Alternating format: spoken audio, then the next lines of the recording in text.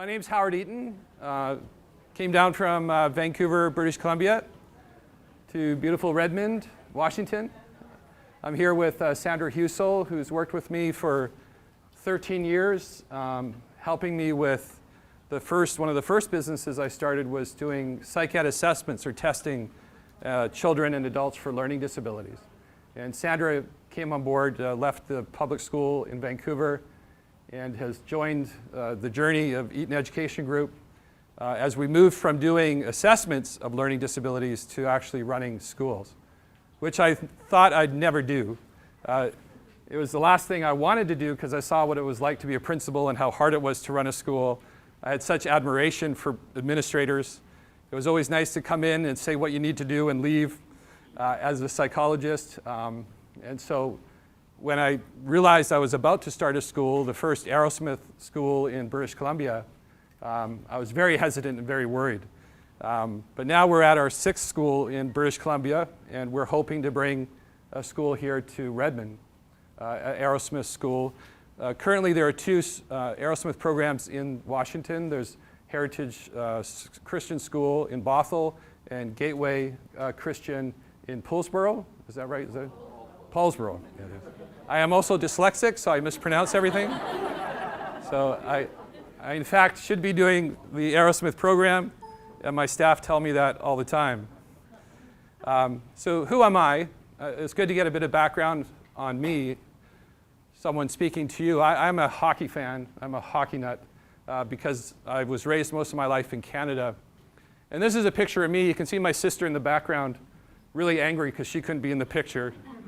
But I told her to go back behind the screen because it was my picture, my pro picture that would take me to be a Vancouver Canuck hockey star.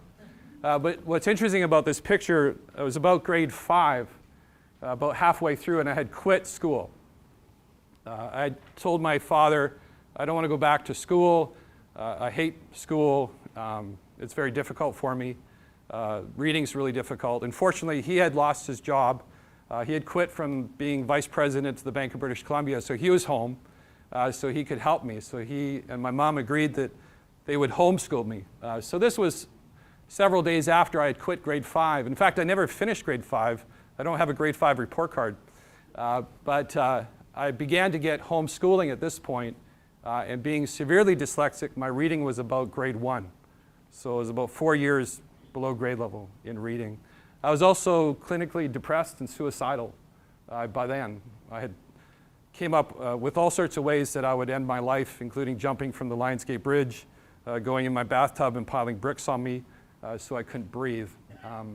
Life was really painful. So it was great to be home. It was great to have my new goal to be a hockey star and have nothing to do with books the rest of my life. And I'm sure my parents, when they look at this picture, never imagined that their Howie would be running schools in education and have a master's degree in special education. That was the last thing they ever thought. So parents here never have an expectation. You never know what's going to happen. Anything's possible. You obviously need the right people to help you and guide your children, but anything's possible in life. I mean, I'm a classic example of something, a person that was never expected to even get through high school, let alone go to undergraduate school and go to graduate school. Because of that experience in my life, when I see a child who's struggling, I don't see limitations. I don't see a lack of ability. I see tons of potential. I see anything's possible with them. And what's fortunate, in 2004, I came across the Arrowsmith program. Prior to knowing about the Arrowsmith program, I was in sort of what is the existing paradigm of special education in the field of learning disabilities, which is you test a child for a learning disability, you give them a label, you give the parents a psych ed assessment, and you say this learning disability is lifelong. In fact, the definition says lifelong. In Learning Disability Association of America, it's a lifelong disability. And so I would tell parents and young adults or children or teenagers, this is dyslexia, you have it for your life, you got to be proud of having dyslexia, you got to look at the strengths you have, maybe they're visual, spatial, you can be an architect, but you're never going to be a linguist. You're never going to be Prime Minister of Canada because you need to know French. You're going to have limitations. And you got to accept those limitations and reframe your learning disability in a positive way and look at the strengths you have and be proud of that. And you're going to need to have tutors, most likely. You might have books on tape. You might have a scribe to help you write with dyslexia. You might be able to use a computer and have extra time to finish your tests. You're going to be different than your peers in school who won't need those accommodations or those technologies or those adaptations. And you got to accept that as okay, because if you don't accept it and you fight it, you're going to feel really upset and angry and not want to go to school. And that was the paradigm I was in. If you have the weaknesses, you live with it. Because I was taught in graduate school the brain was fixed, that it can't change itself. By age 3, you have what you have, and that's it. In fact, I worked with psychologists who would say that kid's no rocket scientist, meaning they're not bright, and they'll never be bright. They'll never have those capabilities to do well. And so that was the paradigm I was in. And I was really good at teaching kids to be advocates for themselves and really good at giving calendars of successful people with learning disabilities, talking about Tom Cruise, talking about Cher, talking about Whoopi Goldberg, famous movie stars and singers who had learning disabilities. And that was the only view I had. That was the only paradigm I knew. And then, of course, I came across this woman, Barbara Arrowsmith Young. I'll go back to those other slides momentarily, but I was working in Vancouver doing these assessments of learning disabilities, and a parent who I was working with as a psychologist came up and said, "Have you heard of Barbara Arrowsmith Young?" This was in about the year 2000, so 14 years ago. And I said, "No, I've never heard of her." And the parent says, "Well, Barbara says you can improve your brain, you can change your brain, you don't have to have these neurological weaknesses the rest of your life. The brain can change itself." And I was so stuck in my paradigm that I listened to this parent and I said, in my mind, "Oh, this poor parent, they're being fooled, right? Here's some witch doctor practice, and this parent has no other way of hoping for anything else. And they're thinking that this woman can give them hope. But I know, I've been trained. I've been to graduate school. I've been to, I'm a smart guy, and the brain's fixed. And that's the way it is. And you have to live your life with this learning disability. That's the way you have to do it." So I was really polite, although my head was thinking, "Oh, poor parent." And she said, "Well, Mr. Eaton, what do you think? Should I go to Toronto, where this Arrowsmith program school was? It had started in 1980, over 30 years ago. I'm going to move my family. What do you think? I'm going to move my family from Vancouver to Toronto." I said, "Well, there's no evidence that it works." I said, "Well, she's worked with over 2,000 children, lots of success. I've heard lots of success." And I said, "Well, there are schools in Vancouver for learning disabilities. I know, but they just teach the kids to cope. I think if I can change my child's brain and improve their functioning cognitively, that will give them more of a chance." And in my mind, silently, I was saying, "Oh, this poor parent, right?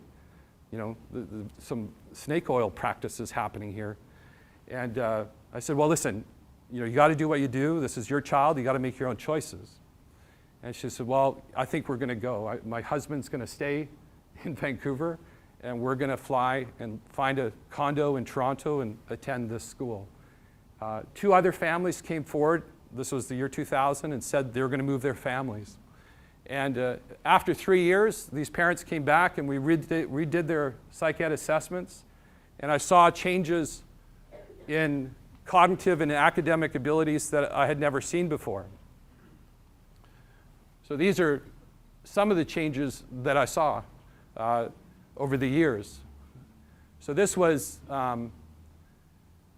Joshua. These are students that I eventually worked with and saw these remarkable changes in IQ, in phonemic awareness, which is awareness of speech sounds, in visual motor integration, which is your ability to print and write efficiently, in reasoning scores, in visual memory tasks, and in writing samples. And this was after 3 years of Arrowsmith. I had seen different changes in writing, but I've never seen changes in my practice in cognitive abilities. And what I mean by cognitive, measures of IQ, measures of your ability to perceive speech sounds, measures of ability of motor integration. Usually those scores just stay the same or they get worse. There's often not much flexibility in measures of IQ or cognition if you're not working on your neurological functioning of your brain. And so these types of scores is what eventually committed me to saying, I got to start the Arrowsmith program in Vancouver. And here's another example of someone we worked with at Eaton Arrowsmith School when we started in 2005. And again, some significant changes in cognitive ability, scores from 6% to 65%, reading fluency changes, that's reading speed, writing speed, another measure of copying speed, which is coding, measures of perceptual intelligence, which is spatial intelligence, and again, measures of reasoning. And these kind of scores just shocked me. Remember, these are students that I had worked with prior to Arrowsmith. And so they were the ones I had spent time with. And to actually experience and see those changes further convinced me that what was happening with the Arrowsmith program was truly remarkable, things I'd never seen before. And it wasn't just one case. You know, it was case after case after case that I came across. And I would shake my head. You have to understand, when I saw these test scores, I still couldn't believe it. It was still hard for me to move from the old paradigm of the brain is fixed to a brain that can change itself. Even today, when a parent comes up to me and says, oh, I've seen this, I go, really? Like, really? Like, I still can't believe it, right? I mean, one day I will die, and young educators will come across, and this will be normal. But this isn't normal for me. You know, at age 49, I still am quite surprised just by my previous experience that this can happen to a child's brain, that these fundamental changes in cognitive ability can exist. Of course, it's not easy work, and we'll get into that. This isn't a magic pill. This isn't a 6-week, 1 day, 1 hour a week task to change your brain, to improve the brain functioning. Malcolm Gladwell wrote a good book called The Tipping Point. And he talks about being an expert and how many hours of practice it takes to be an expert. And it's roughly 10,000 hours. And I actually did a calculation of how many hours the Arrowsmith student spends over 3 years doing these cognitive exercises. And guess what? 10,000 hours. So to become an expert, you have to work at it. It's rare that the experts you see in and around you were just born that way. We think that's true, but it's often not true. It's because they put hour after hour after hour of practice in. And this is what the Arrowsmith students do. They spend hours working on these cognitive weaknesses to move them to strengths.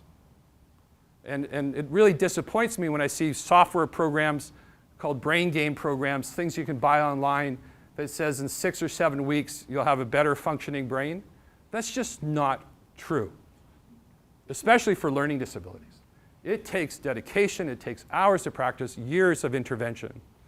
So to come to an Arrowsmith program school, parents really have to commit to the time to have their children in that program for at least 3 years on half-day, usually half-day models. I want to make sure that is understood by you. This isn't magic. This isn't a quick fix. It takes hours and hours of practice and dedication on behalf of the student, on behalf of the parent who has to be the motivator for that child to do this cognitive work, and the teacher to convince the child that they're making progress and to stick with it, and the principal who's got to talk to the families to encourage them to stick with it and not give up. We're in this fast food culture where we want things to happen quickly. We want our food delivered on time. We don't want to wait for things. And we want to see results. But brain change, neuroplasticity, is about time, it's about patience, it's about repetition, it's about commitment to doing things over and over and over again. Sometimes not very exciting activities, to get brain change. Now, how important is Barbara's work? And I don't know if any of you read Norman Doidge's book, The Brain That Changes Itself. If you haven't, go read that book. If you have a Kindle, download it right now.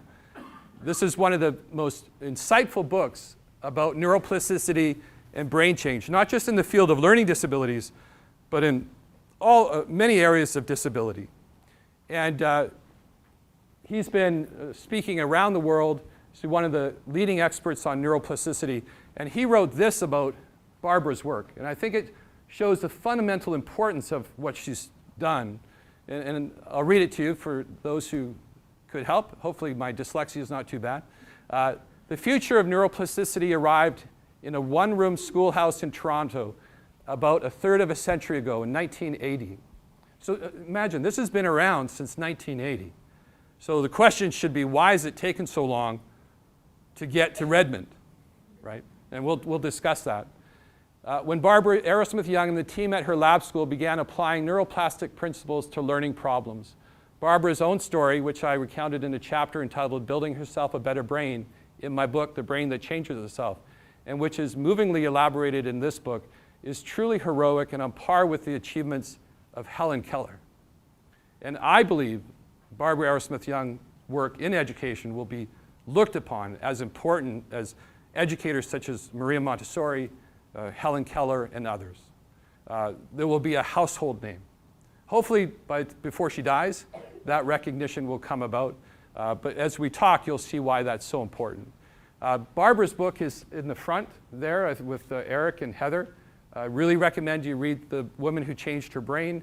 It's really insightful. It gives you more information about the Arrowsmith program. I want to do just a brief history, what are learning disabilities, so you get a sense and where are we going and how well we're doing. As I describe this, I want you to consider, one definition of insanity is doing the same thing over and over again and it doesn't work. It doesn't change things. And I think we have to sometimes look at what we're doing in special education in learning disabilities and say, are we getting the results statistically? Are we making the difference that we want to make? Now, I'm not going to say we're not making a difference. Certainly a lot of kids have had help and have gone on to careers and college and so on, have had happy, well-adjusted life.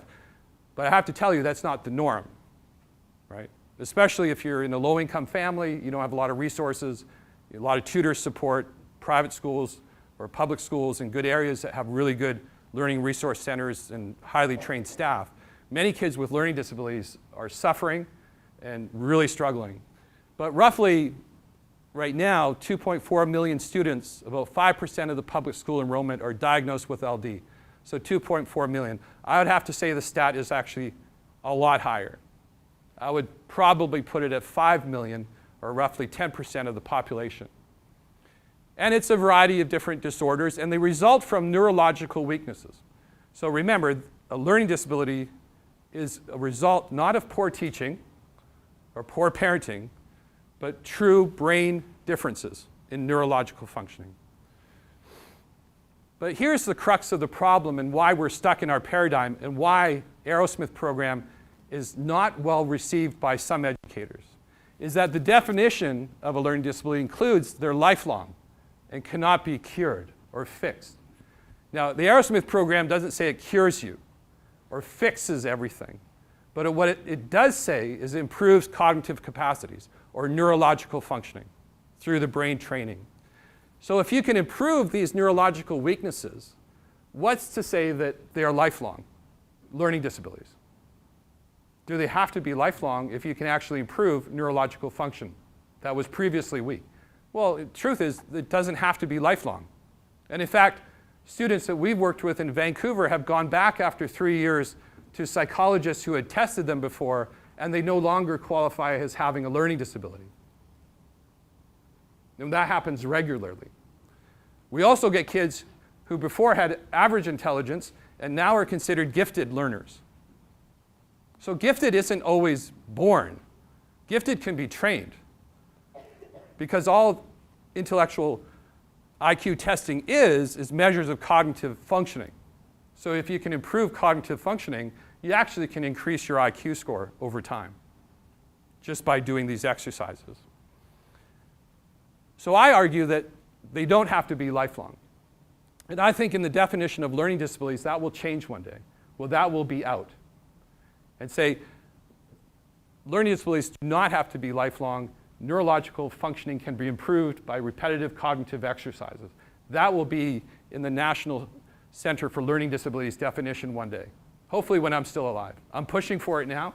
But until we get that mindset that this isn't lifelong, that you don't have to accept cognitive weaknesses, it's going to be very difficult to change the mind of an educator because they're used to that paradigm. They're used to that. Of course, learning disabilities do not include intellectual disabilities, autism, ADHD, and so on. What are the outcomes for kids with LD? This is the scary thing. This is why this definition of insanity, doing the same thing over and over again, and it's not working. And this is why we have to be innovative in education.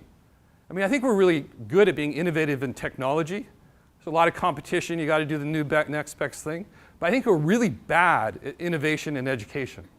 We sort of get stuck in what we're doing, and we do the same thing over and over again. But I think we have to be innovative. And Barbara Arrowsmith Young's work in the Arrowsmith program is very innovative, very different from what has been done in the past. But here are some of the outcomes. While some educational outcomes for students with LD have shown improvement in recent years, overall, they remain unacceptably low. This is from the National Center of Learning Disabilities. Their website is up there.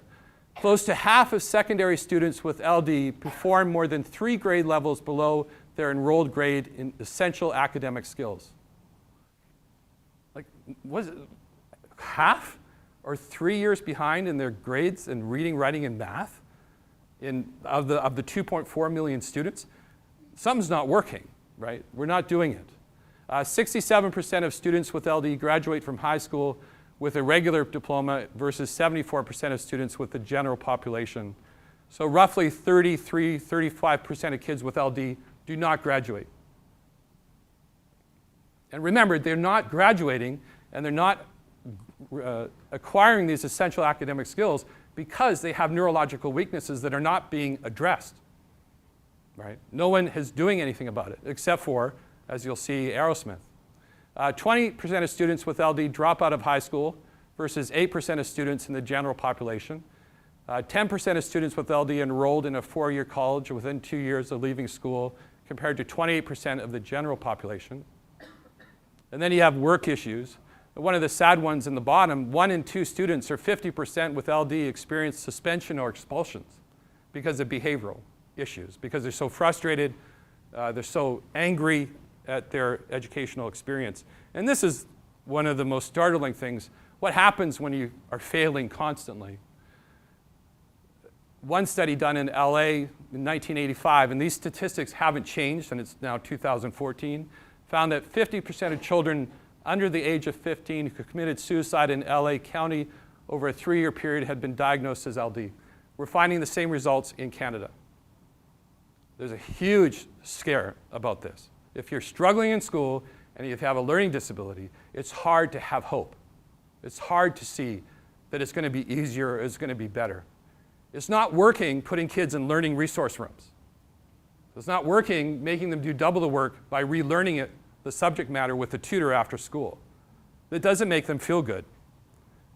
By telling them to reframe their learning disability and just think of their strengths and ignore their weaknesses isn't making them happier.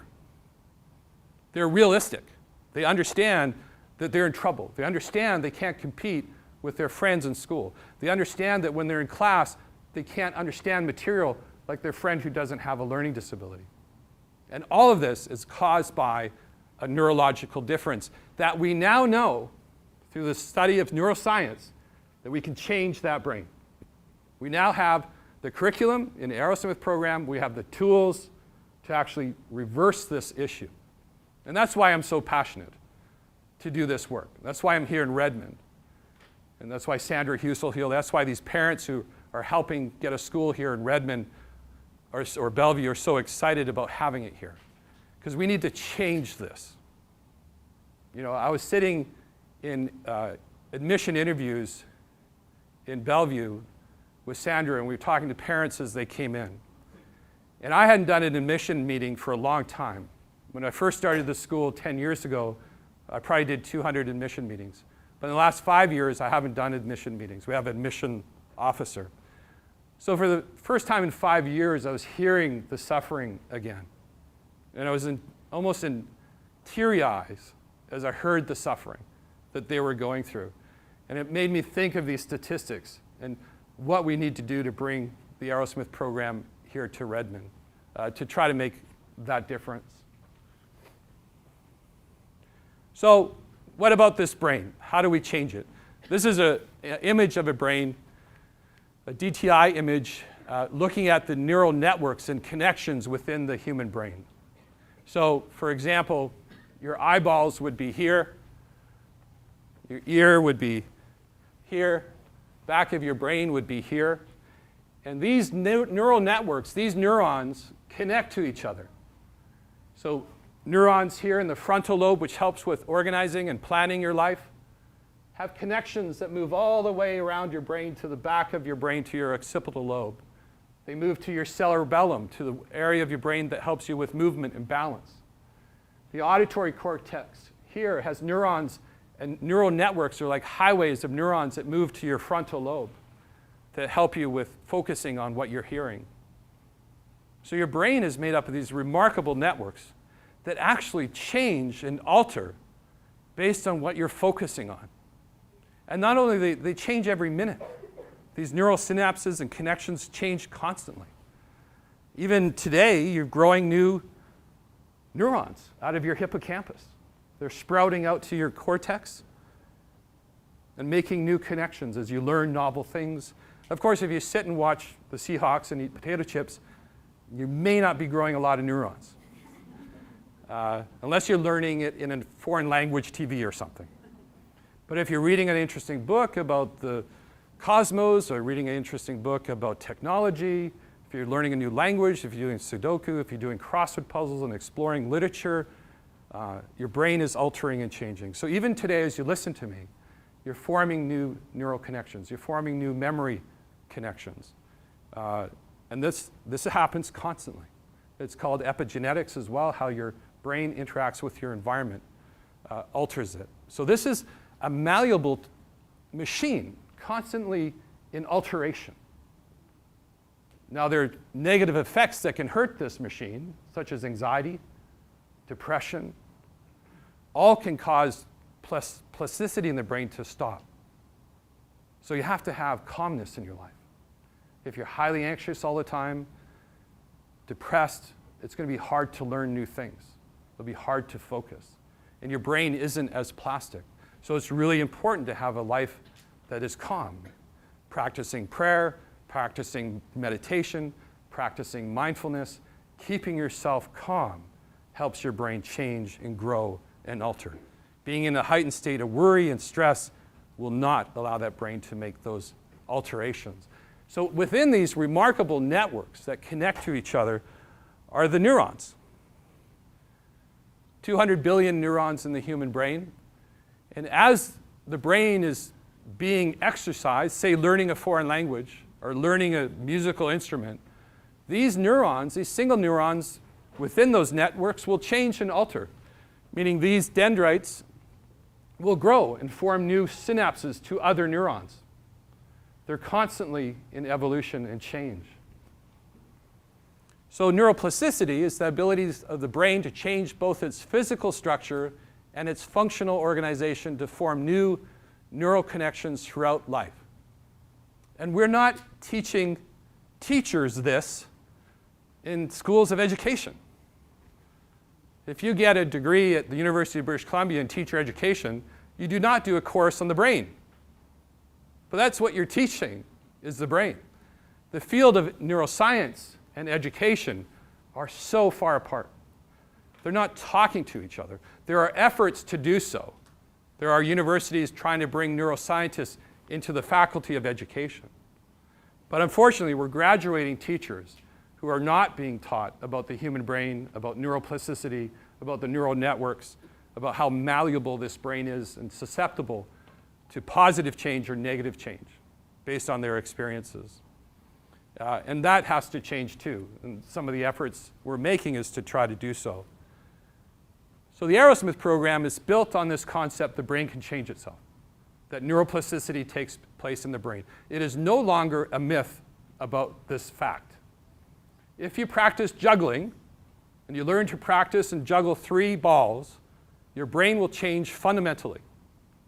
If you practice learning maps so you can get from one location, or your GPS, from town to another location and learn new routes, your hippocampus, your visual spatial part of your brain, will change significantly. If you're learning a motor piece on a piano, your brain will alter as that musical piece is learned through automaticity. So if we know this, why can't we work with these neurological weaknesses that children have with learning disabilities and improve them so that they no longer have these neurological weaknesses? And I'll give you an example. If you have trouble remembering auditory information, and some of you do here, I do, that's one of my weaknesses. If I was sitting there, I'd be going, oh, how much longer? And watching those slides and reading those slides, because that would grab my attention, the visual stimulus. But the auditory would be so difficult for me. I might even be taking notes, trying to remember what he was saying, or use my tape recorder or iPhone or whatever to recall it, or have someone videotape it so I can watch it later. But what happens if I could change that weakness? Meaning, if I could train my brain to be able to listen to auditory information and remember it the first time. Is that possible? Well, the Arrowsmith program has an exercise called Memory for Information and Instruction, called phrases. And children who have weaknesses with auditory memory for that information sit down every day for 40 minutes listening to streams of auditory information, longer and longer and longer streams as they get to higher and higher levels of mastery. And they will do this for 2 years. Remember, this isn't a 6-week thing. They may be at a very severe range. So they could only remember 3 or 4 words I'm saying, and then it's gone. That's how severe their auditory memory is. Imagine them in a classroom of science, or a classroom of history, or a classroom of math in grade 10, trying to follow the teacher. Impossible. So what do they have to do? Tutor, relearn it for another hour after school.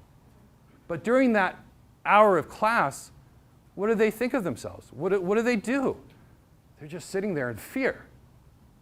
Is he going to ask me a question? I'm going to look at my shoes. Don't look. Don't look at the teacher's eyes. They suffer all day long because of that one cognitive weakness in auditory memory. So here's the Arrowsmith program, but it takes 2 years to build that capacity. And they'll say, after the 2 years, I can sit, listen to it once, it's there. But it takes that much time, 10,000 hours of practice, to master that one cognitive dysfunction. And remember, I'm talking about one cognitive dysfunction. What happens if they already also have a motor output problem? They can't even do the notes. They can't keep pace with taking notes. Not only can they not hear it and retain it, but they can't take the notes as it's happening in real time. Right? Let's add a third cognitive dysfunction. Let's say they have trouble interrelating concepts with each other. Starts off with trouble with analog clocks and reading clocks. That's a conceptual task. So the teacher's talking about a concept in science and talks about let's say the precipitation cloud system, of how it goes from the ocean to the land to the clouds and drops and so on. I think it's the other way around. And the kids trying to get the first concept, and then the second concept's introduced, and it's like, how does that relate to the first concept? And then they can't remember what was said, they can't take the notes, and that's just 3 cognitive issues. Let's add a fourth, social perception of trying to read facial cues and social pragmatics. Many kids with learning disabilities have trouble reading social cues. And the teacher's looking at him, saying, and he's wondering, what's he doing? Why is he looking at me like that? Baffled by the social interaction that's taking place. And that's the fourth. I can add 3. I can add 3 more. And you can imagine that child trying to get through school. Right? No wonder why suicide rates are so high. No wonder why kids with learning disabilities are dropping out. And wonder why they're so angry. And they end up in juvenile delinquence centers, in prisons. It's a rage. They get into rages, some of these students with learning disabilities. Right? And one of our hopes is to bring Arrowsmith into prisons to try to change that around. So I want to show you, change up a bit for the visual learners. Oops. This is just a short introduction, 2 minutes on neuroplasticity, just give you a different angle with it. Not so long ago, many scientists believed that the brain did not change after childhood, that it was hardwired and fixed by the time we became adults. But recent advances in only the last decade now tell us that this is simply not true. The brain can and does change throughout our lives. It is adaptable, like plastic. Hence, neuroscientists call this neuroplasticity. How does neuroplasticity work? If you think of your brain as a dynamic, connected power grid, there are billions of pathways or roads lighting up every time you think, feel, or do something. Some of these roads are well-travelled. These are our habits, our established ways of thinking, feeling, and doing. Every time we think in a certain way, practice a particular task, or feel a specific emotion, we strengthen this road. It becomes easier for our brains to travel this pathway. Say we think about something differently, learn a new task, or choose a different emotion. We start carving out a new road. If we keep travelling that road, our brains begin to use this pathway more, and this new way of thinking, feeling, or doing becomes second nature. The old pathway gets used less and weakens. This process of rewiring your brain by forming new connections and weakening old ones is neuroplasticity in action. The good news is that we all have the ability to learn and change by rewiring our brains. If you have ever changed a bad habit or thought about something differently, you have carved a new pathway in your brain and experienced neuroplasticity firsthand. With repeated and directed attention towards your desired change, you can rewire your brain. So that's one way to look at neuroplasticity. Here's another one. This is about changing your motor cortex when learning a new piano piece. There's some technical language in there. It's about 4 minutes, but it has interesting animation, and I thought you'd like to see it. Change up from listening to my voice.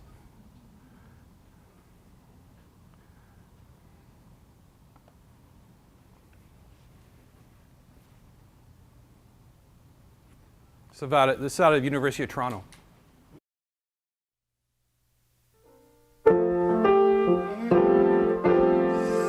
Hit the song.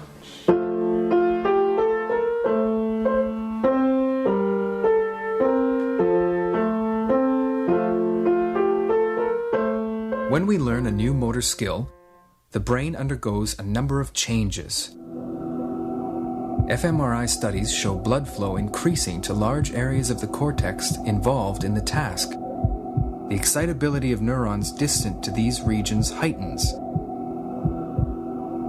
And after weeks of practice, certain cortical maps representing the body parts being used enlarge to include adjacent previously uninvolved areas. These findings suggest a process we call plasticity, the brain's ability to change in response to our experiences, its ability to learn.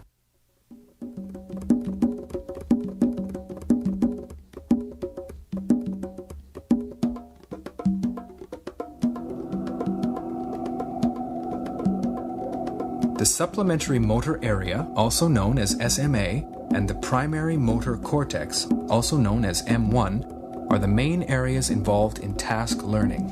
A highway of neural connections carries information from SMA to M1.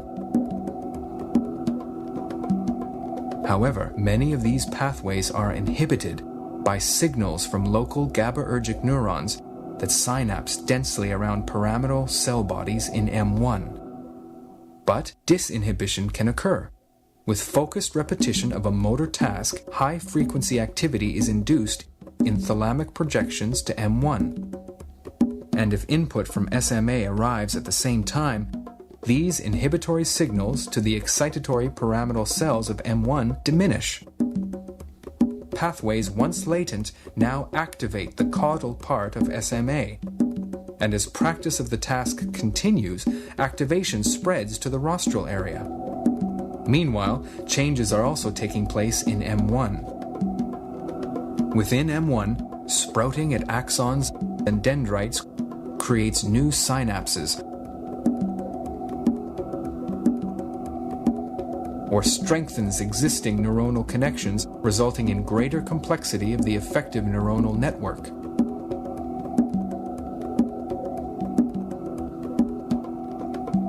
Those pathways less used may be weakened through long-term depression, while those used most frequently may be strengthened through long-term potentiation. Several weeks of practice reveal growing representations of the body parts being used. Their boundaries, once considered static, begin to show overlap. As proficiency at the task increases, unnecessary neurons become inhibited. Cortical areas in M1, once enlarged, shrink to optimal sizes, and activation in SMA decreases. The brain is finding the most efficient use of space and neurons. And the student is learning to master the skill. In the young pianist learning a piece, as in the recovering amputee reacquiring an old skill, research is uncovering similar plastic mechanisms at play, knowledge of which we may one day use to speed recovery from injury and disease, and with some persistence, even surmount disorders of memory and learning.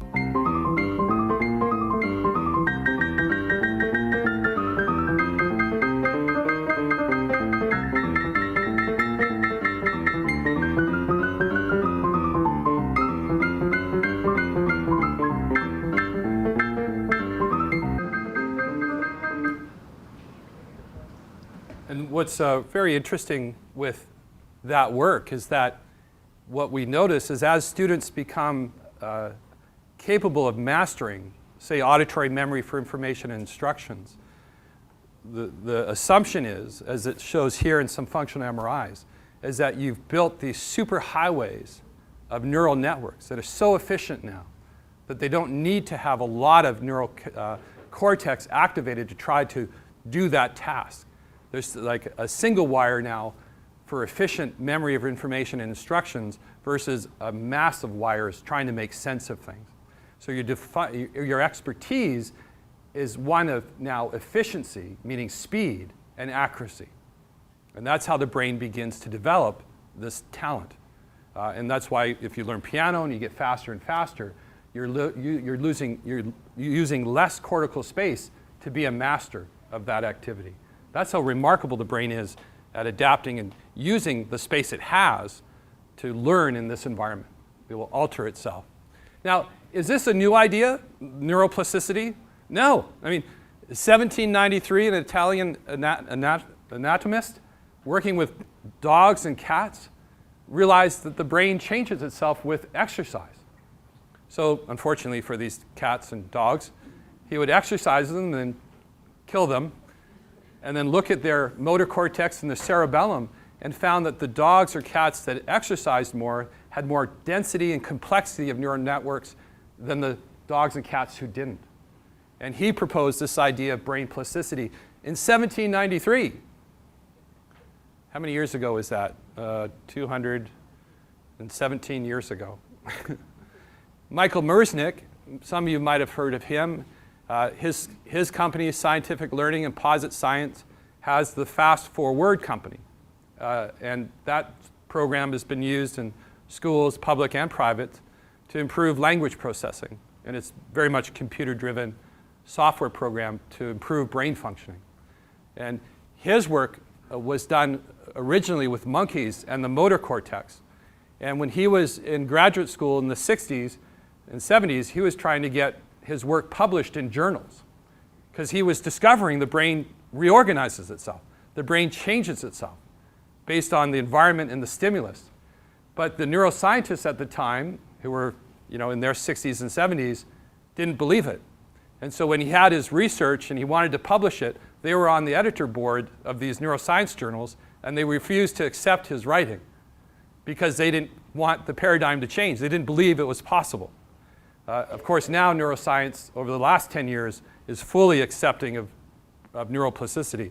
But back in the day, neuroscience wasn't a believer in neuroplasticity, and even Dr. Michael Merznick in his graduate days couldn't get his research published because they didn't believe it was possible for the brain to reorganize and change itself.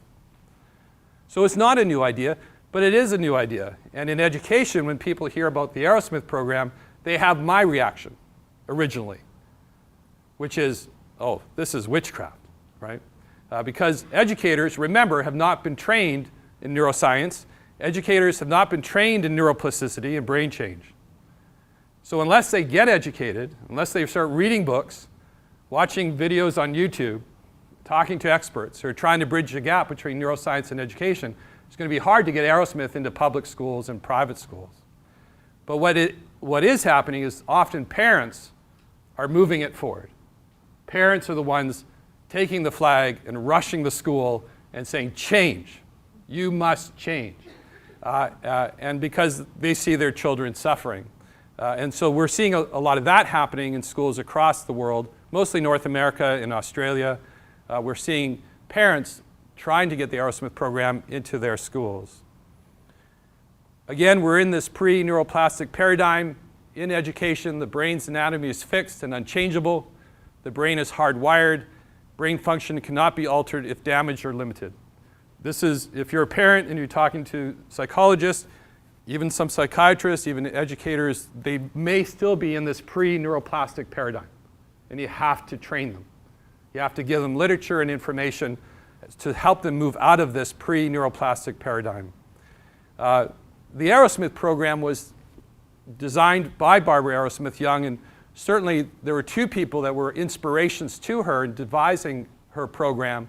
One was Alexander Luria.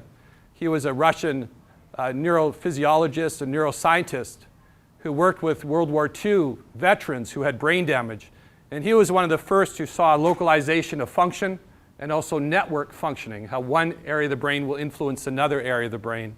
And he wrote a book called The Man with the Shattered World.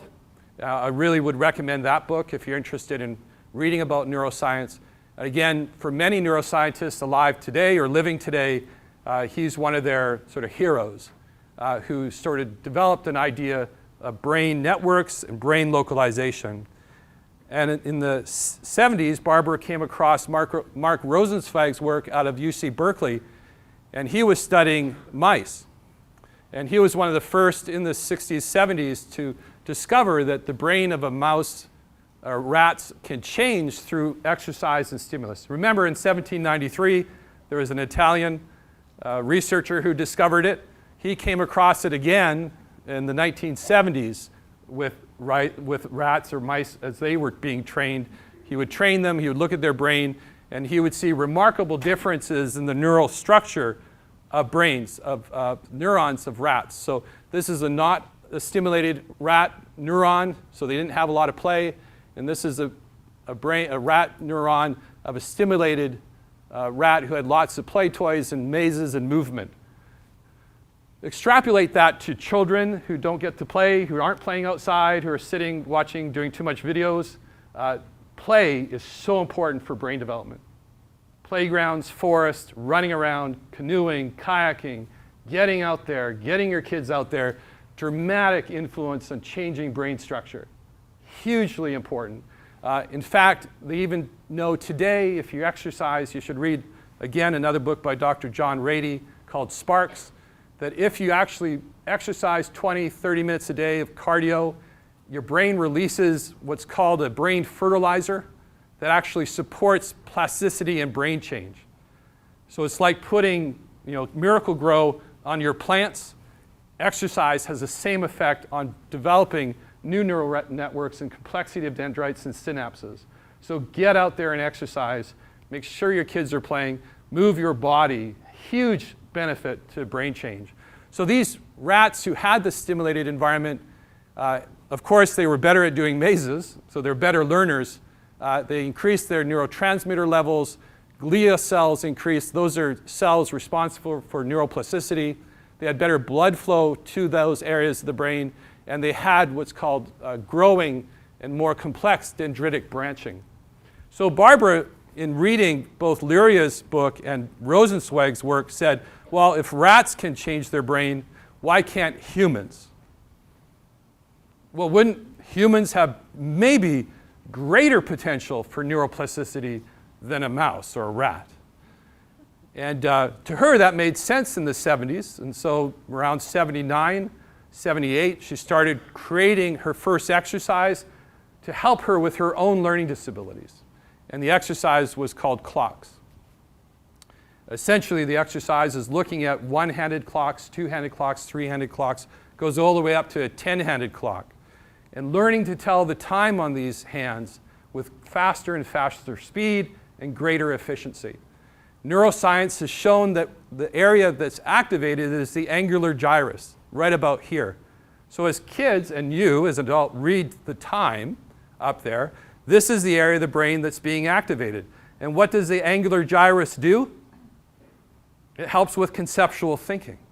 So if you have the word cat, what is a cat? Well, it's a concept. What is it made up of? Furry, claws, kitty litter, stubborn, scratches furniture. It's made up of a variety of concepts. That's what the angular gyrus does. It interrelates conceptual information so that you can understand complex stories, like the ones you might see on 60 Minutes or in a movie. And if you have a weakness in the angular gyrus, you may have to reread books several times to understand it. You may not have been good at telling time on a clock. You may hate word problems in math. Science was frustrating. You may have needed a tutor who have you mind map everything. Put one concept here, and arrow to each of these concepts and how they relate to each other. That's what the angular gyrus does. And what Barbara created was an exercise that actually grows the complexity of that neural network. And we get students who end up reading very complex clocks at very rapid paces. And here is an example, let's see if I can find it, of one of the clocks. Here it is.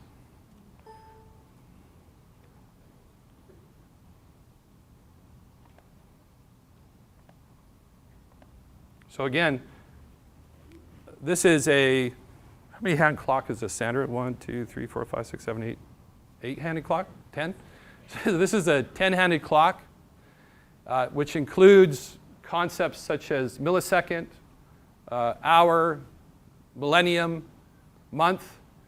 And students read this clock in seconds, in about 2 or 3 seconds.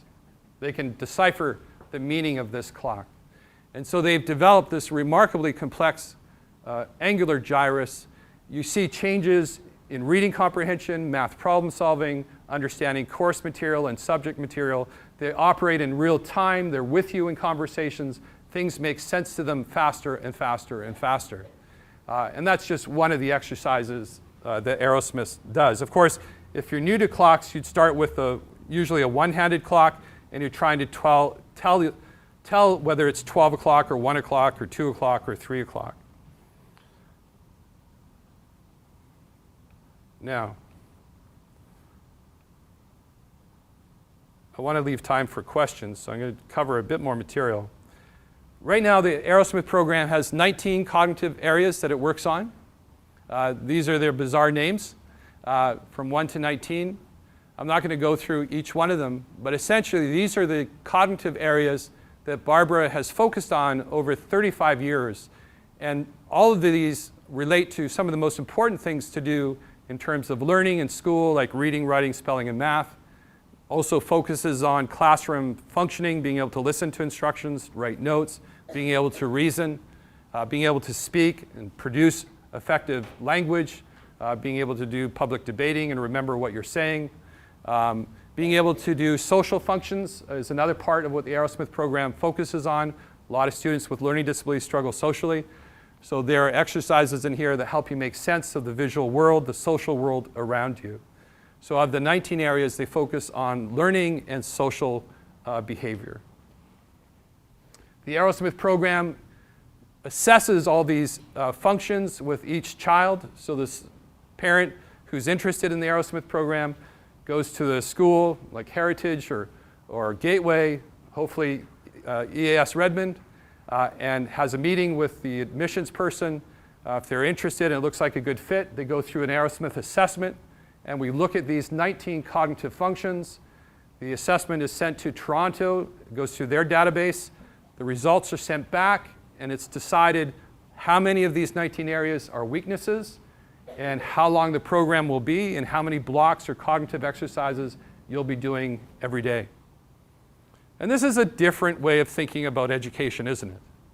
I mean, remember, we're in this mindset that your child must do math, must have English, must have socials, must have science, every year, every grade. Here's the commitment that you'll have to make if you're interested in doing Arrowsmith. You have to give some of that up. And it makes sense to. Why are you in math sometimes if you can't do it cognitively? Why are you punishing that child? They can't do it. Build the cognitive capacity first. Why are they in science when they can't understand the concepts easily? When they can't listen to instructions? When they can't take notes? When they can't memorize the information? We have to, as a parent and as teachers and educators and administrators, be patient and allow the brain to change itself and not rush the child through some sort of culturally designed schedule of events in life. I mean, how many of us get out of high school and then can't decide what to do, quit university, right? Change jobs, right? Why is this timeline of K through 12 has to be mandated? Well, there's social pressures, there's peer pressures.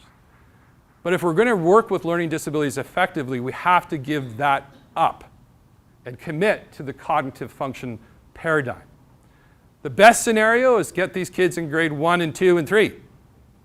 Do a pre-assessment of all the kids in those lower grades, find out what their cognitive profile is like, plug in cognitive remediation so that by grade 4 they don't need Arrowsmith.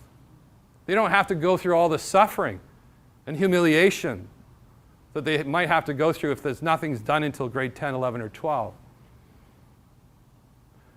Some families say, oh, we'll wait till high school's over. And we'll try university. What ends up, they come to us after their first 6 months of university, things are falling apart for them. So as you look at this, I ask you to consider the cultural pressure you're under and probably reconsider what the priority is. In my opinion, the priority is effective brain functioning. You need that before you stuff curriculum in there. It will reduce all sorts of suffering and humiliation that they'll have to go through if you decide to just wait.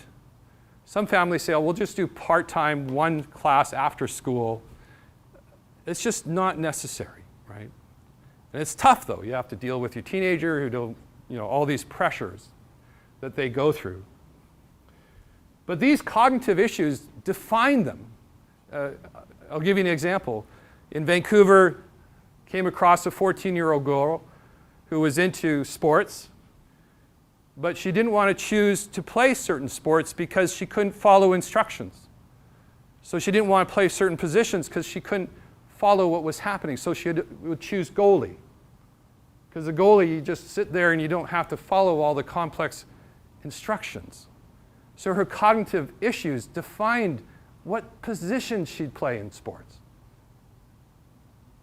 And we're all driven like that. We all have cognitive weaknesses, trust me. Most of us do. And we've gone into fields of profession and we disguise our weaknesses to try to manage life, right? We all try to find a way to get through it based on these cognitive weaknesses. But now we have a method where we don't have to live with that. So if we have a weakness, we can say, I'm going to take care of that weakness. I'm going to improve that cognitive functioning.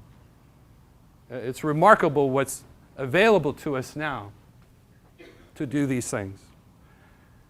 So every person has a unique cognitive profile. Everyone's different in their strengths and deficits. In fact, Barbara Arrowsmith Young in Toronto has 3,000 students and tried to clump them into subcategories, and everyone's so different she can't. You know, we like our categories, dyslexic, dyscalculia, but the brain isn't like that. We're all unique. We all have variations in these processing cognitive areas. And these cognitive deficits combine to create various academic and social learning problems, like I told you about the child in the math class or the science class, with multiple cognitive dysfunctions hindering his access to material. And this is what we need to train educators, teachers, so they can be more empathetic and more understanding. I can't tell you the number of stories where the parent or the child tells me the teacher's mad at me because I don't get it and says, listen more, listen harder. Do you see it?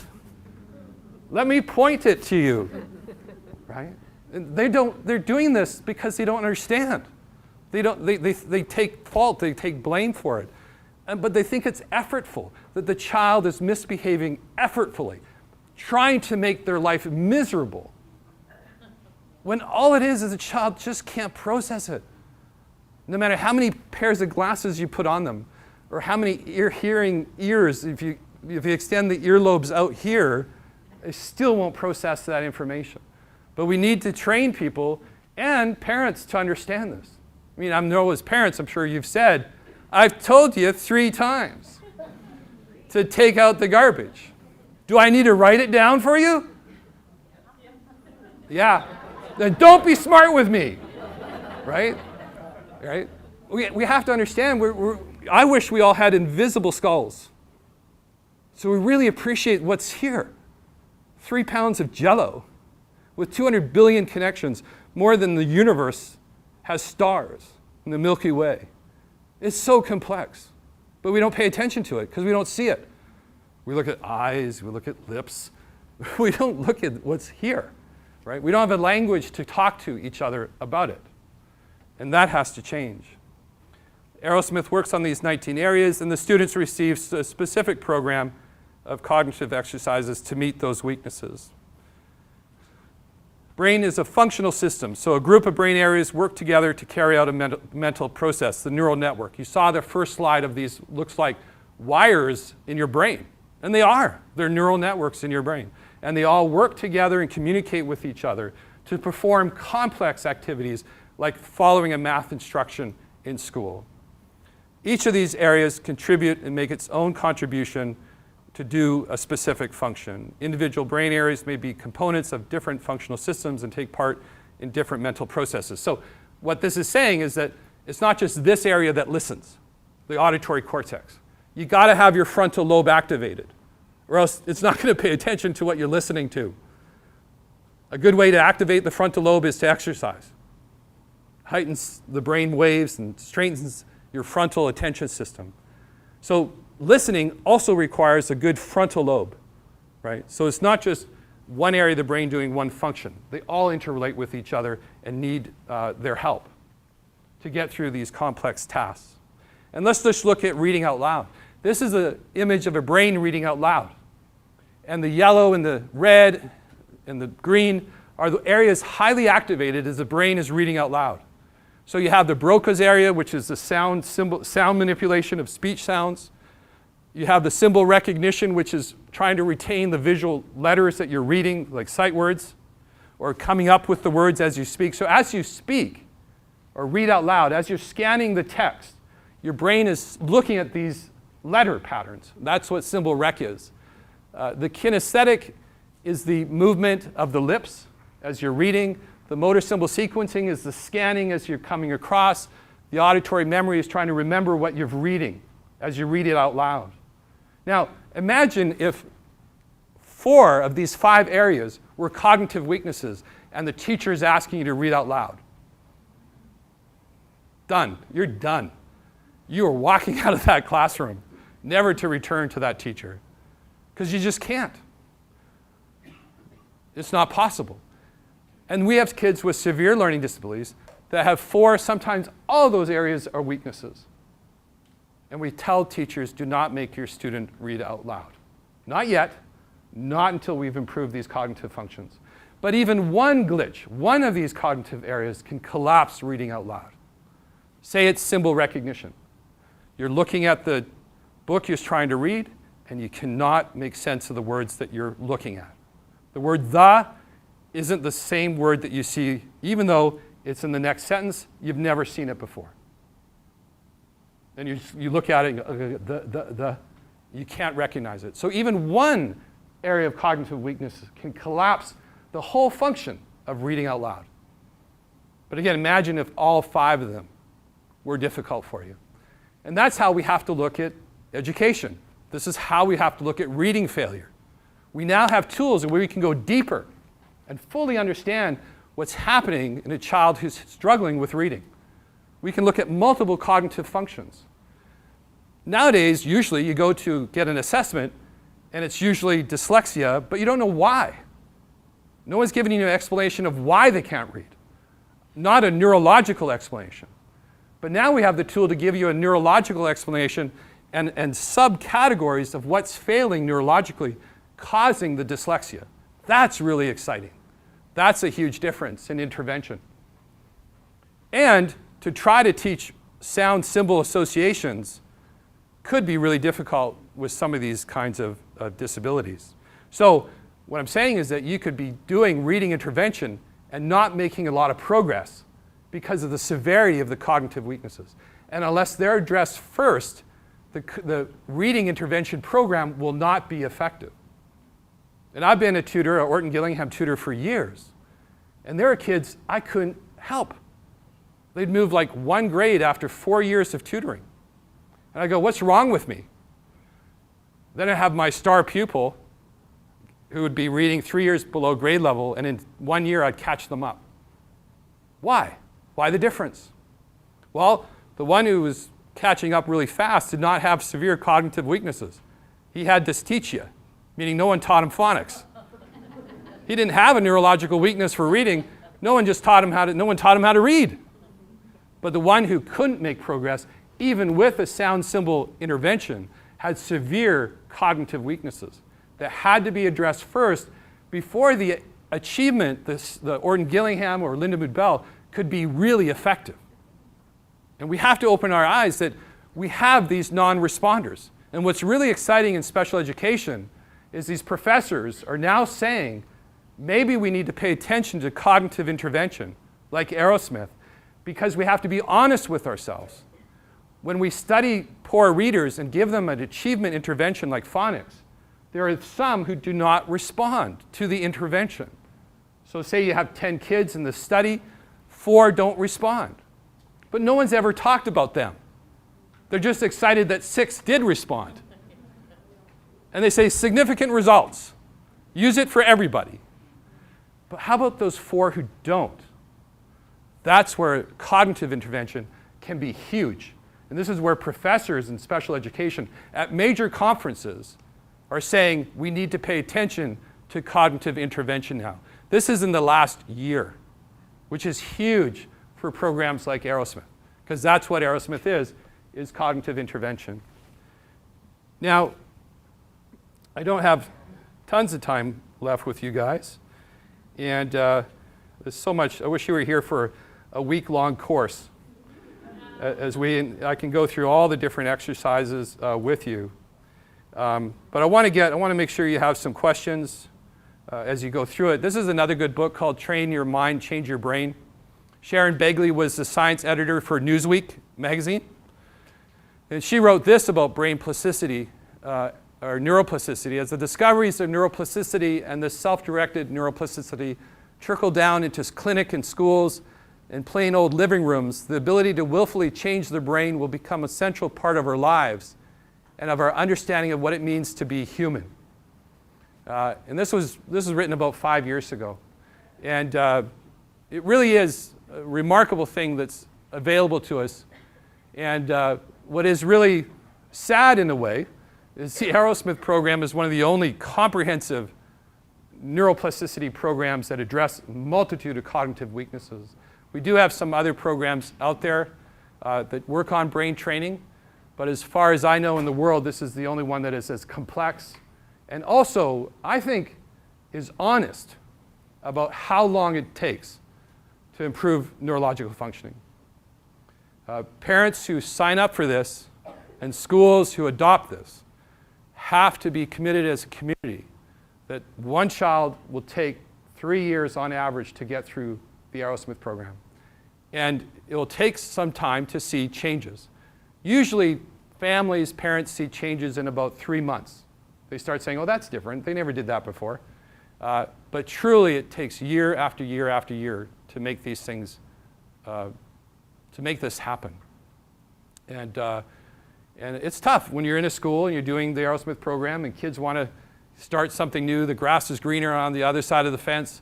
Oh, I've been in it 2 years, I'm ready to go, but in fact, they're not. Parents and the schools and the teachers have to be committed to make sure students work through these cognitive weaknesses. So I want to get to questions. Have the lights. And we have 15 minutes, but if you want to stay longer, some of you might have babysitters. So let's start here. Yes? What about an 18-year-old? So I have to repeat the question. I've been told to repeat the question. What about an 18-year-old? We have begun to look at sites to lease here in Redmond, and I think we found one is going to work. It didn't take long. It's very exciting. We're going to be bringing down the Eaton Cognitive Improvement Center from Vancouver, a branch of it, and that's for young adults and adults. And the changes are just as remarkable for young adults as they are for a grade 2 student. The deciding factor for progress is attention. The more they focus and are driven by that attentional system, the faster the progress is. If they exercise and eat right, even better in terms of brain change. But certainly we have, if you go to the Eaton Cognitive Improvement website, you can see some videos and discussions with young adults that talk about what the changes have meant to them. They're often the most articulate about the changes and what they've meant to their lives. Oops. So here's if you sign your name there, an email will send you this PowerPoint. But Eaton Cognitive Improvement Center is right there. And so I'd strongly encourage, it's actually in Vancouver, our most popular site with the wait list is young adults. Because they had nothing to support. They're struggling with employment, they're struggling with university, struggling socially sometimes in life. And it's, they often remarked, why didn't I have this, in grade 2? And they can be just as committed and just as focused. And so we're going to bring that center right at the school. We're also going to be working with concussion and traumatic brain injury and do research on that. So the school is also going to be a research facility working with the University of Washington, doing brain imaging and so on. So that's really exciting also. And we also want to partner with Heritage and Gateway and work on research together and help spread the word of how important this work is for children and young adults and adults. Yes? So I understand you service mostly kids with a diagnosed learning disability. Right. But what about the kids who, might have been diagnosed ADD, ADHD? Can you service that type too, where they misdiagnosed that sort of thing? Yeah, I think it's a big part of who we service is ADHD, and here's the reason. You remember that case I told you about the child sitting there with auditory memory problems, with reasoning problems, with motor output problems? They're going to look like they have ADHD. We estimate 70% of the students diagnosed with ADHD do not have a neurochemical ADHD that will not respond to medication. They have a cognitive dysfunctioning ADHD. So their cognitive weaknesses result in behaviors that look like ADHD. How do you tell the difference between the chemical versus the... You have to do the cognitive intervention. So if you do the Arrowsmith assessment and there's 7 or 8 areas of weakness, there's a good chance a big contributor to the ADHD behavior is cognitive. Then as they work through the program, we can mostly within a year, they begin to come off medication. So 70% of the students that start with us in Vancouver on medication, within a year, they come off the medication. 30% don't, because they have true neurochemical ADHD and cognitive weaknesses. They have the comorbidity diagnosis, LD and ADHD, the true comorbidity diagnosis. But the Arrowsmith is the only program I know that can determine that. And we're trying to train physicians and talk to physicians who do diagnosis because they're not looking at cognitive functioning, right? Yes? So where is the school opening in Redmond and why Redmond? And how does it work exactly? It sounds like your kid goes half the day, do other things. Yeah. I'm not really clear on what happens if a kid goes to this school. Right. We're looking at Redmond, Bellevue area. Bellevue's great. Yeah. What my address is really should be near my house. The families who come from Vancouver, who live in Seattle, they like Bellevue too, but at least it's better than Vancouver. But we're still searching, we're still looking. The school is going to be offering half day and full day. And the reason we want half day is so kids can stay at their original schools and do some of the work there, like PE, art, maybe math, whatever their cognitive weaknesses won't interfere with. So we'll have half day programs and full day programs for students K through 12, young adult as well. Yeah. Did I answer all the questions? Redmond, it's been an exciting atmosphere. Bellevue, exciting. There's a lot of real innovation going on, a lot of bright minds, bright parents who understand change and innovation. And so that, 5 years ago I came down to speak at a parent's house who was interested at that time to bring Arrowsmith here. I wasn't ready for it. Now we want to do this research. We've talked to the University of Washington. Dr. Nino Ramirez, Dr. John Welsh are interested in doing research. So that all brought us together and say, okay, let's do it. Let's come to Redmond, Bellevue and start something. Back there, yes. Yeah, so what is the cost? Well, that's undetermined yet. It's going to be based on what the budget is. So it's going to be a nonprofit school, so we just have to cover costs. And so we're determining the costs right now. So how much is it in Vancouver for a half-day program? Well, it's roughly $14,000. But our rent up there is $33,000 a month for 12,000 square feet. So I think we can half the rent here. The rent is much cheaper here. So it's possible that the half day could be less than 15 or 14,000, maybe 10, something like that. Yeah, for the year. School in Paulsbo or Christian Heritage Paulsbo is about $18,000 a year for 6 cognitive periods and a couple of academic periods. Mm-hmm. But the thing is, we have to cover the budget. So that's a goal. Yeah, and of course we hope, like Heritage and Gateway, to get donations and funding and help with bursaries and scholarships. So Heritage in Bothell is actually doing this now? Yeah, so you can talk to Heritage, you can talk to Bothell, Heritage in Bothell, and Gateway. They have revolving admissions, so I'd encourage you to phone Heritage and see what they're doing, talk to them, what openings they have, those kind of things. And they do the assessment? Yes. Yeah, they're fully trained, fully certified schools. Mark, can we just stand up and show the heritage? We've got a teacher, an Arrowsmith teacher standing here. So whoever here is here at Heritage, stand up if you're from Heritage. And then Bothell, so if you're interested in looking at things maybe today, find someone here and chat with them. Yeah. Who's here at Gateway? From Gateway School. And yeah, so if you live out there on the other side of the world, talk to them. Yeah. Yes. You do autistic. Yeah, we work with Asperger's, and again, the key is attention span. And usually with Asperger's, they have very good attention span. They love structure. Usually with the Asperger's, there are social issues that we can address. There's motor output issues, sometimes with printing, that we can address. Sometimes the severe autism we can't work with just because of the attention span. There are some atypical cases that don't fall under LD or Asperger's, but we've had really great results with. Often parents have had to hire an aide to sit with the child for the first two years, and then the child can start working on their own because of the cognitive improvements that they've made. He's been in the ABA program since Yes. he was 3. Okay. And he's 19. Wow, So he's yeah. come a long way. Yes. But yeah, I need more answers.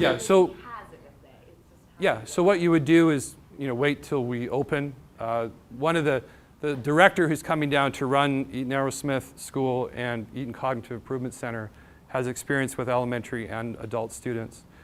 We often do a trial day or trial week. So at no cost, we bring a child in just to see how they would do in a classroom if we're uncertain. So we really embrace trial periods, just because it's comforting for us, it's comforting for the parent. This is a child who's had the same tutors for years and years. Right. So they're really good about planning behaviors. Yes. So Yes. So that anything's possible, and tutors can come in and help. People who know him could make a difference. The key, again, is being able to sit and do, that's the key to brain change. Yeah, attention span. I mean, think about that. If your child has ADHD, and think about neuroplasticity. If your child can't focus, the brain's going to have a horrible time trying to change itself. That's how important it is to try to get a handle on the attention deficit disorder. We saw some statistics over holistically for learning disabilities. Are there statistics about the school too? The school in Just like, statistics about the students over 10 years, like a longer term. like the results, how they're doing over the 10 You years. showed like 2 students. Yes, yes. So what I'd recommend is to go to the research on the Arrowsmith program up there, the link, and it has all the research done since the 1990s on the Arrowsmith program. For example, it studied the Toronto Catholic School Board, 69 students in the Toronto Catholic School Board, a public funded school, followed them for 2 years of intervention, and they were integrated back into the regular ed classes. Prior to their starting Arrowsmith, all 100% of them were in learning resource or special ed help every day, 4 or 5 blocks a week. After the Arrowsmith program, 90% had no learning support or special education help. Do they fall back? No, the strength, it sticks, it stays with you. Like, it's not like weightlifting. No, you don't have to fall back. It depends on what grade they started. So I think here in grade 9, you start getting credits, right? So kids who start with us in, say, grade 9 or 10, and they're doing half day, it may be difficult to graduate on time. And this is why I was saying before, you have to make a choice, right? To wait, be okay not graduating at 17, but at 18 or 19. And knowing that you'll have a brighter academic future if you do so. And it's interesting. Most teenagers say, I want to deal with it. I want to get this improved. I don't want to live with this. They eventually come to that. Even if they're peer pressure or they've missed school, they actually don't want to deal with these cognitive weaknesses all the time. They actually want to change. Yeah. September. Yeah, September. Yeah, September this year. Yes. Is whether a student is in the half day or full day, is that based on the assessment? It could be, for me, the assessment, yes. Usually if there's 5 or 6 or more cognitive weaknesses, we prefer them being in 6 blocks of Arrowsmith, which is full day. However, we're uniquely designing it so we get 5 in the half day. So we're going to be comfortable with them in the half day program because they're going to get roughly 85% of what a full day program is. The full day program will include math and English instruction, right? So that would be the only difference. And mostly, I think we're going to get a lot of kids at grade 2, 3, 4 in the full day program. More of the older students will go to half days. They can choose either the morning or the afternoon. You spoke to this a bit. Let's assume a student is full day. Yes. They spend their 3 years. Yes. How do you speak now to their integration back into their normal school? Yes. So what we do is we go meet with their principal, their counselor, and talk about what they have been doing and why they've been doing that work. Talk about what kind of support they might need their first year to adjust back to a full curriculum. We really are now also paying attention to the emotional life. Over the years, the 10 years in Vancouver, I've realized that we have to build a school not just around Arrowsmith, but around emotional stability and peaceful and calmness. So we bring in what's called the Mind Up program from Goldie Hawn, which is a mindfulness program where they practice using their frontal lobe to calm their brain. And so they do 5-10 minutes a day of practicing breathing, paying attention to breath. It's sort of like meditation, but we don't call it that because people think it's purple pants and marijuana. So it's called mindfulness practice. And what we're trying to do is calm this amygdala in their brain, the sort of reptilian brain, which goes to fear and anxiety quickly, and teach them to, and get their brain to rewire so their frontal lobe is more attentive to that emotional brain. That's what mindfulness does. It connects your frontal lobe to your amygdala. And I've been practicing mindfulness or meditation for 3 years now. And I can have someone really angry. It doesn't happen much. But they can be really mad at me for something. And I don't react to it. I don't go into amygdala, right? Like if we were at a restaurant, which restaurant were we at, Eric? Today, Memphis, or which one? Matador, and well, that's a good name for it. And the pair behind us were just like intensely in amygdala mode over their boss, you know, and angry, and it was just like, wow, you know, they're just lost in this anger, like they're lost in this reptilian brain, right? And so we really work with our students to practice mindfulness so that when they transition, they're able to handle stress and anxiety way better than they ever did before.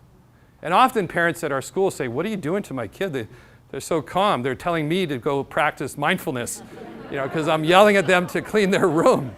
And the other thing we do is we practice what's called nonviolent communication by Dr. Marshall Rosenberg, which is a form of communication. So instead of saying, you know, you are not listening to me, you are not doing what I'm asking you to do, it's more, this is what we're training kids to do. Instead, is I need to be heard, I'm feeling upset. Is that less, doesn't piss you off as much, right? Yeah. And so we're teaching them to understand needs of ourselves and the feelings that are generated from that, and to be able to communicate with each other, not in an attack and blame language, but in a need and feeling-based language that's more centered on yourself, so you understand why you're getting upset. It really isn't the other person. It's some need that you're not having met. And you need to be able to know what the need is and express it. And we don't train kids to do that. So we practice mindfulness, this nonviolent communication, as part of the Arrowsmith program, so that when they transition, they have all these skills of emotional regulation that makes the transition easier. Because it's going to be different. You know, there's ups and downs. Usually it takes a year to get in the swing of things back into the regular school environment if you're in a full-day program. Yes? Did you say you're already doing admission reviews? Yes. How do we replace that? Sandra, where are you? Is she gone? Okay, so with admissions right now, it's contacting the school in Vancouver, Canada, the Eaton Arrowsmith School, and talking to Rose McLaughlin, who's our admissions director. And I'm going to be down here weekly for admission meetings, and we'd be arranging those meetings. So you'd talk to Rose what can't I remember? What did I say? McLaughlin. This is my dyslexia. And she would get your information and contact information. I probably will be bringing Alexandra Dunnison, who will be the director of the school, with me at admission meetings. So she'll get to know the families that are interested. And you're starting those, they're ongoing now? They're ongoing now, yeah. I think, you know, we are looking at a minimum of 20 to start with, and probably a maximum of 40 at the site. It would not be able to get more than 40. As a research school, we don't want a big site. And so we're hoping that by our presence and our presentations, we can help with Heritage and Gateway and grow their schools, and even public schools. I mean, there are millions of kids, thousands of kids in Seattle who need this program. So their demand will grow. As the more we talk, I talk, Heritage talks, more and more families will be interested in having access to it. We won't be able to meet that demand, so we'll need other schools adopting Arrowsmith. So you're not looking at Seattle for spaces? No.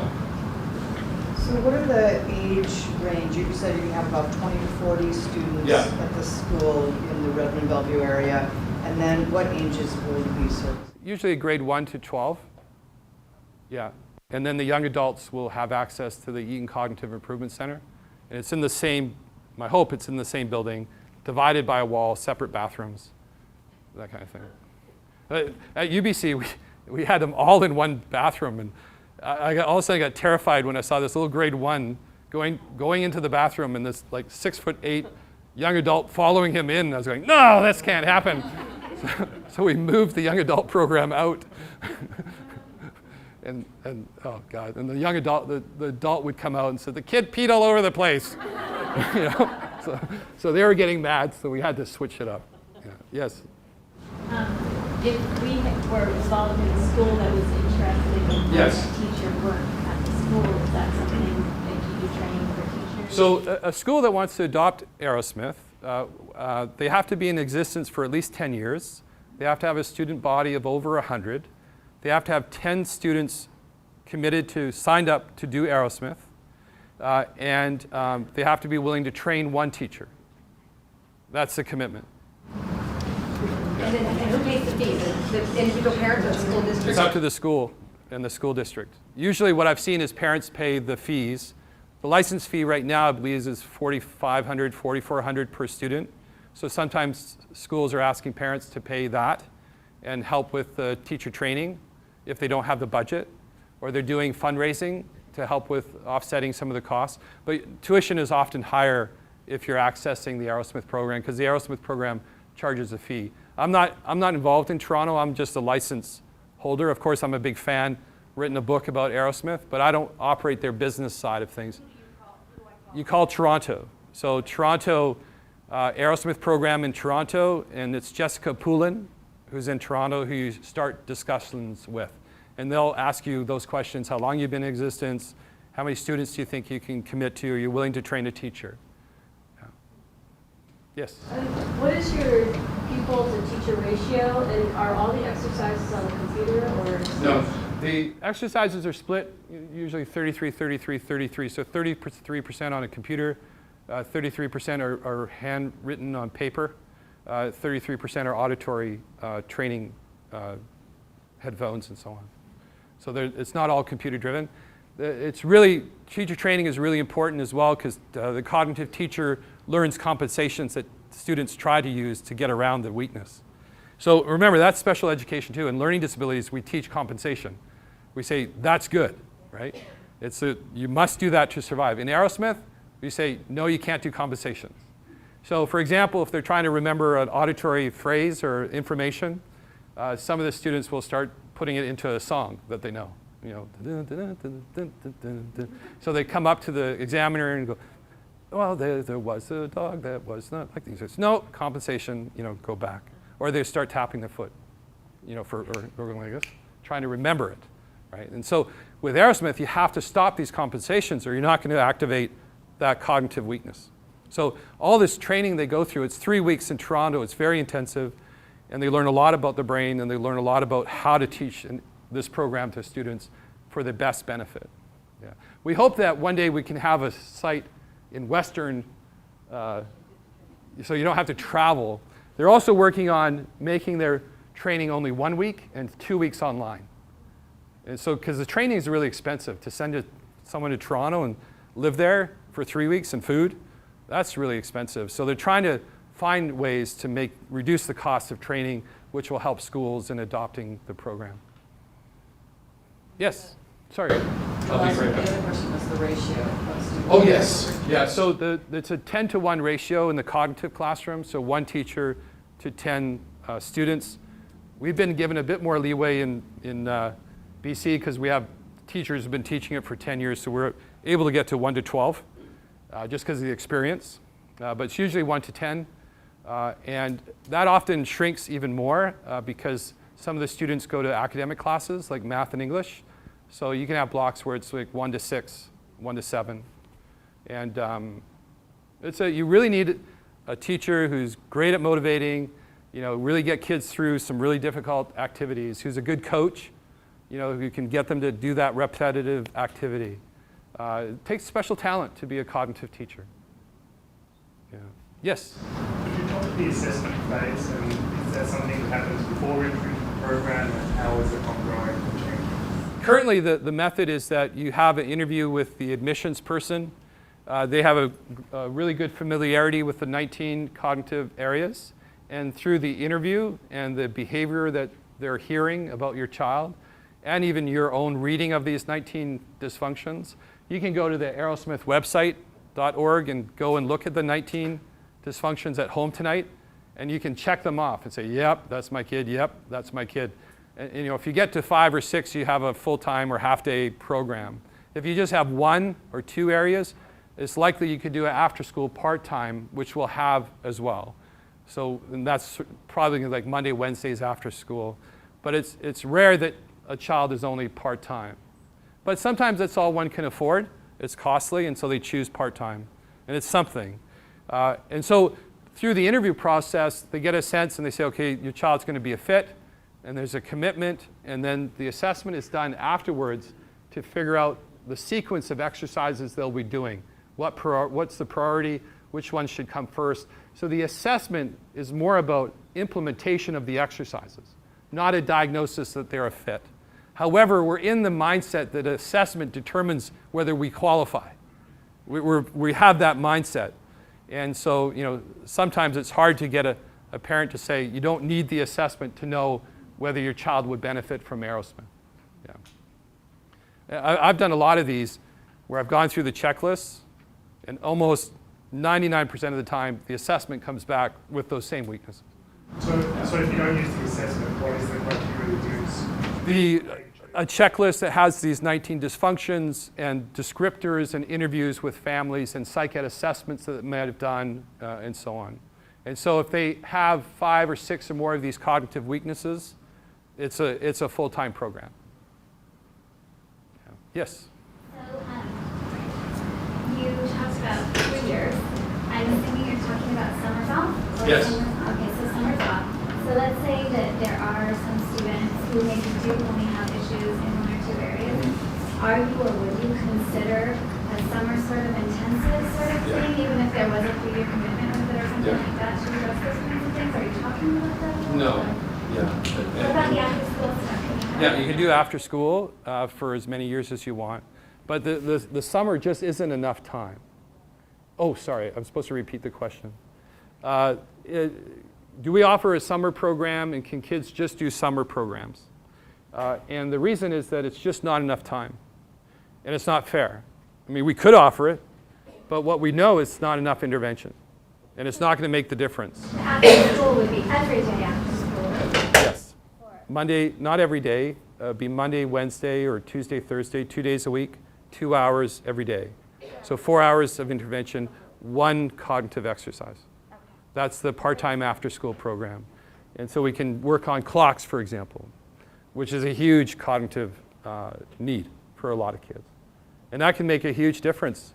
I mean, just doing the clocks exercise for a year can make a dramatic difference in child's performance in school, you know, based on all the other cognitive weaknesses they have. And you would use the same routes Yes. Yeah.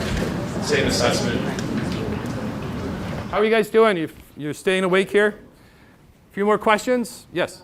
If you have to go, feel free to go. I'll do one more question, and then we'll call it quits. I'm going to be here. Sandra Husel is over here. Raise your hand, Sandra, if you have questions. And so one more question. Yeah, I was curious about the summer program.